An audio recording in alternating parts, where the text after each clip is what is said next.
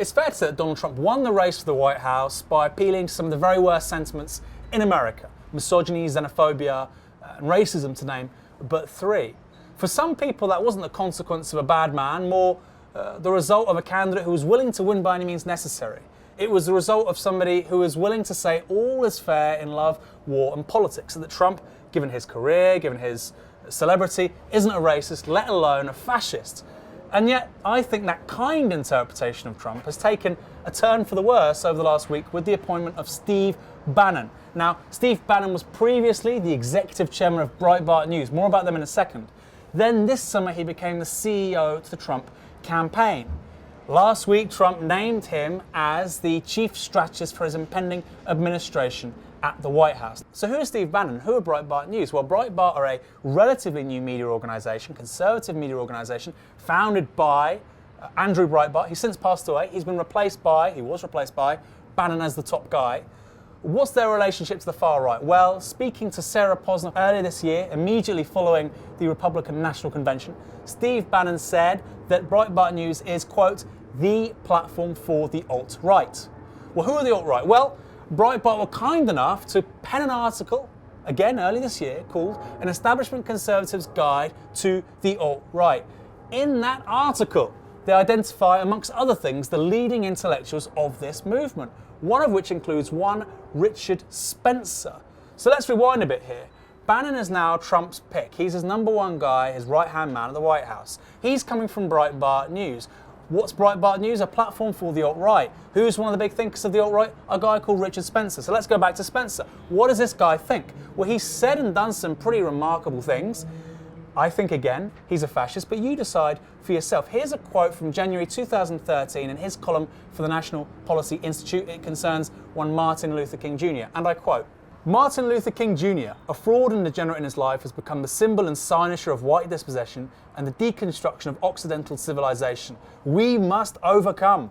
A month later, in February 2013, in the same place, in his column for the National Policy Institute, Spencer wrote, and I quote, immigration is a kind of proxy war, and maybe a last stand for white Americans, who are undergoing a painful recognition that, unless dramatic action is taken, their grandchildren will live in a country that is alien and hostile. So I hear what you're saying. You're going, well, those two quotes, okay, the guy's a white supremacist, maybe a Tommy Robinson, but not a fascist. Hold your horses. Hold your horses. Richard Spencer, quote, in Vice 2013, you will not believe this. Our dream is a new society, an ethno-state that will be a gathering point for all Europeans. It would be a new society based on very different ideals than, say, the Declaration of Independence. So to remind you, Bannon, Breitbart, they are the platform for the alt-right. They've identified themselves, Richard Spencer, as a key intellectual for the alt-right.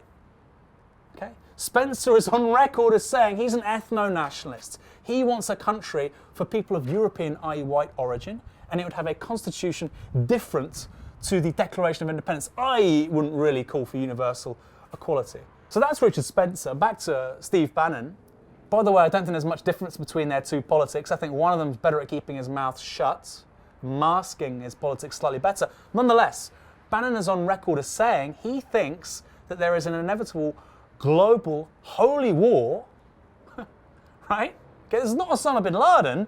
This is the chief strategist of the next president of the United States between the West and between Islam. Furthermore, he believes that the Judeo-Christian West, as he calls it, has been weakened by the cult of secularism, and that it might not have sufficient strength in this impending war because of secularism, because of Judaism, because of things like feminism, multiculturalism, that we might not be able to survive this global conflict with Islam that's on the horizon in the 21st century. This is millenarian claptrap. This is complete nonsense.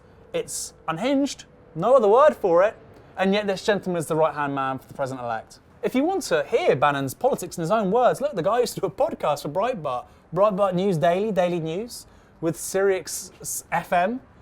Go check it out. And he used to have racists and misogynists and sexists and Islamophobes on week after week, you know, really racking them up. Pamela Geller, Frank Gaffney, Roger Stone. So let's cut now to an excerpt from an interview with Roger Stone. And I really want to be clear, look, these people have worse politics than a Tommy Robinson. They're horrific people, and it wasn't a one-off. That was the norm in these interviews. So let's hear Roger Stone. rise of Trump is a repudiation of 30 years of bipartisan treason and failure. Bush equals Clinton equals Bush equals Obama equals Clinton is the same policies, immigration policies that may turn us into Europe, where hordes of Islamic madmen are raping, killing, pillaging, defecating in public fountains, harassing private citizens, elderly people. That's what's coming. That wave is coming this way. Now, to anyone with a brain, that's racist, spurious nonsense. But they're making inroads with it, right? And that's what's most concerning of all. Bannon wasn't just not challenging these people. He wasn't just giving a platform to these people. I think it's such a regular feature of his work, his political work over the last couple of years. He agrees with them. He believes this stuff, this misogynistic, racist stuff. And it wasn't just him, right? Because like we've already said, Breitbart, under his leadership, became a platform for the alt-right and white supremacism generally. Just look at the tweets of their homepage editor, one Kate McHugh. She's a really, really nasty person. Now look at these tweets. This is ridiculous. These are the kinds of statements and thoughts and assertions that should be the absolute periphery of society. As we now know, they're becoming more and more mainstream. Breitbart and its changed direction is a big part of that. And Steve Bannon hasn't just not stopped it, hasn't just given a platform to it. He's been the daddy. Steve Bannon has been the puppeteer. He's been making all of this possible. He has tried his damn hardest to make far-right white supremacist politics as popular as possible in the United States, to normalise what is fundamentally a hateful, vengeful, disgusting, inhumane way of looking at the world. He's making it normal. He's made it so normal the guy's now in the White House. And just look at some of the articles that Breitbart have published with Bannon at the helm. This isn't an attempt at politics. This is propaganda. This is about maximising something. This is about playing on the very worst sentiments of Americans up and down the country. That's culminated now with the election of Donald Trump. But this has been bubbling for quite a while, and Bannon's been a key player. There is a record of Breitbart doing and saying things which are fundamentally at odds with liberal, democratic societies. No one has been as crucial as Steve Bannon in the last couple of years in taking a violent, peripheral politics into the American mainstream. He has been absolutely pivotal in everything that has happened. What's more, I think his politics are remarkably similar to the likes of Richard Spencer. I believe both of them are racists, I believe both of them are misogynists, and I believe, in my heart of hearts, that both are fascists. Is Donald Trump? I don't know. I can't answer that question. What I do know is this. If Republicans, if mainstream America doesn't now try to isolate people like Spencer, people like Bannon, and call them out for exactly what they are, and call out the president-elect too when he acts on their advice, then I'm not sure what the future holds for America. There's been a debate for a very long time. Is the United States a republic or a democracy?